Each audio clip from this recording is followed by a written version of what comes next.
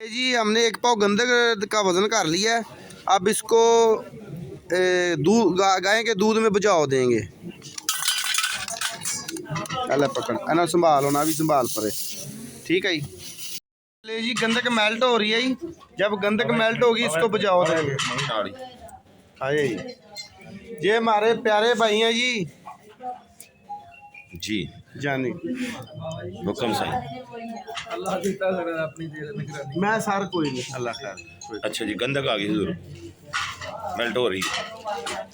अगला अमल की ये इसको बुझाओ देंगे। ठीक है। 1 लीटर दूध में 3 बुझाओ आएंगे, दूध फारग हो जाएगा। ठीक है। फिर दूसरा दूध डाल के फिर 3 बुझाओ देंगे, 6 बुझाओ हो गए। फिर कवार गंधक अरक के जो रोगन हमने पानी लिया उसमें गंधक को मेल्ट करके चम्मच चम्मच करके डालेंगे और हिलाते जाएंगे। ये देखते देखते गंधक खुशता आ जाएगी और इसका मेल्टिंग पॉइंट चांदी के लेवल का होगा और किसी दांत को काला नहीं करेगी, सुनहरी करेगी।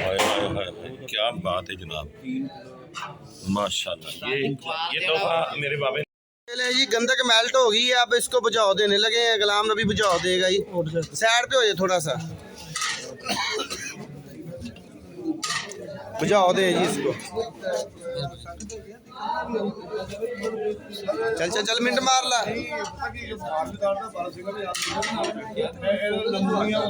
ऊपर रख फिर बुझाओ देना थले लगा। एनू टकाई दा नहीं हुंदा, बहुती देर रखी दा नहीं।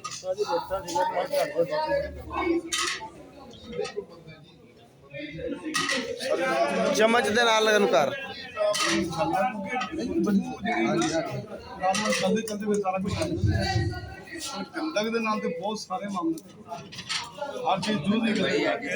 घ्यो लगा लेंदे ना सही सी।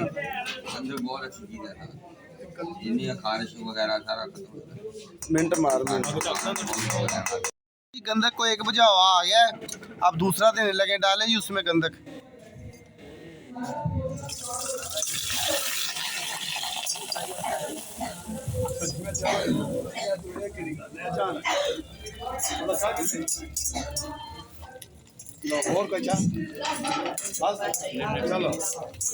अब बजाओ कंप्लीट करके आपको बताते हैं जी।